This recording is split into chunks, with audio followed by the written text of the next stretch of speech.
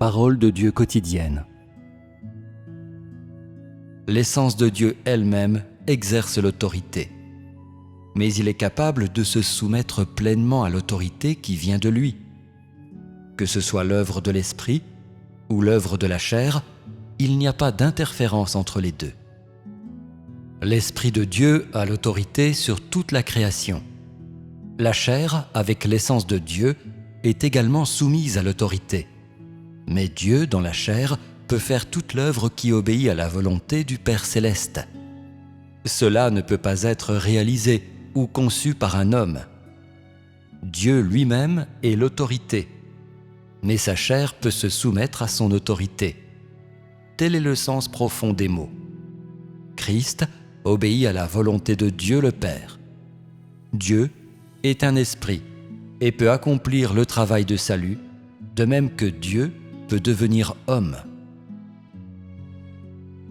Quoi qu'il en soit, Dieu lui-même fait sa propre œuvre. Il n'interrompt pas et ne se mêle pas.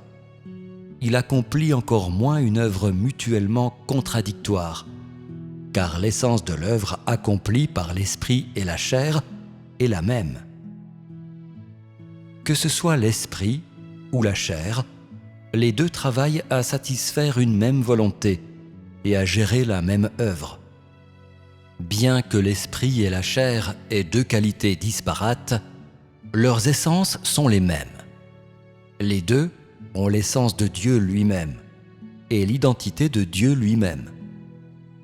Dieu lui-même n'a aucun élément de désobéissance. Son essence est bonne. Il est l'expression de toute beauté et de toute bonté, ainsi que de tout amour. Même dans la chair, Dieu ne fait rien qui désobéit à Dieu le Père. Même s'il faut aller jusqu'à sacrifier sa vie, il serait de tout cœur disposé et ne fera pas d'autre choix. Dieu n'a aucune disposition à se rendre justice à lui-même ou à se donner de l'importance à lui-même, ou celle de vanité et d'arrogance. Il n'est pas disposé à la malhonnêteté. Tout ce qui désobéit à Dieu provient de Satan. Satan est la source de tout ce qu'il y a de laid et de méchant.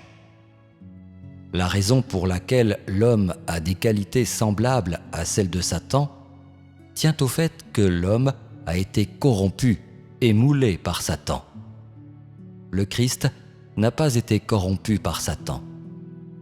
Par conséquent, il n'a que les caractéristiques de Dieu et aucune de Satan.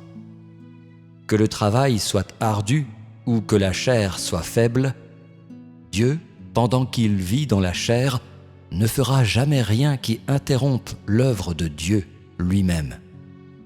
Encore moins qui abandonne la volonté de Dieu le Père dans la désobéissance. Il va plutôt endurer les souffrances de la chair que d'aller contre la volonté de Dieu le Père. C'est exactement ce que Jésus disait en priant. « Mon Père, s'il est possible que cette coupe s'éloigne de moi. Toutefois, non pas ce que je veux, mais ce que tu veux. » L'homme va choisir, mais Jésus ne le fera pas.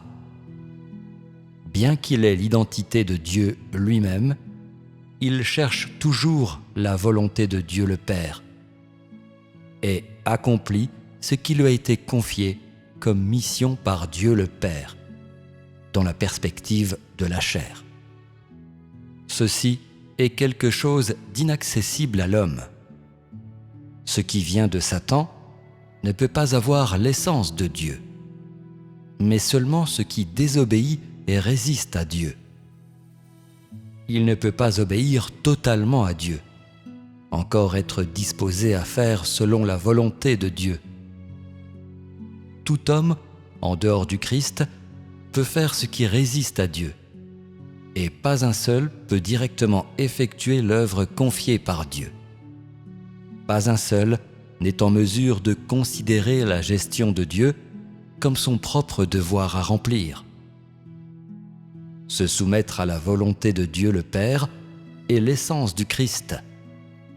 La désobéissance à Dieu est la caractéristique de Satan. Ces deux qualités sont incompatibles, et quiconque possède les qualités de Satan ne peut pas être appelé le Christ. La raison pour laquelle l'homme ne peut pas faire l'œuvre de Dieu à sa place tient au fait que l'homme n'a pas l'essence de Dieu. L'homme travaille pour Dieu, pour ses intérêts personnels et pour ses perspectives d'avenir. Mais le Christ travaille pour accomplir la volonté de Dieu le Père.